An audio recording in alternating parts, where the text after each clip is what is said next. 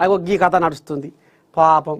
ఇక హైకోర్టుకు కేసీఆర్ కోట్లు మెట్లు ఎక్కవలసి వచ్చే పెద్ద మనిషి బాయికాడ రామ సక్కదనంగా హాయిగా మచ్చలేని స్వచ్ఛమైన అచ్చమైన పల్లెటూరి గాలిని పీల్చుకొని 4 రోజులైనా బతుకుదామంటే అట్లా కూడా నిమ్మలం లేకుండా చేస్తుండ్రు రేవంతమయ్య. ఇక్కడ కొలువు కుర్చీ గుంజుకున్నాడు, మళ్ళీ ఇక్కడ బాయికాడ కూడా ఏదో కొలువు బోధపాయ నిమ్మలంగా నా పానానికి ఇక్కడ బోధిని ఉంటా అంటే అట్లా కూడా నిమ్మతంగా ఉండనిస్తలేడు రేవంతమయ్య.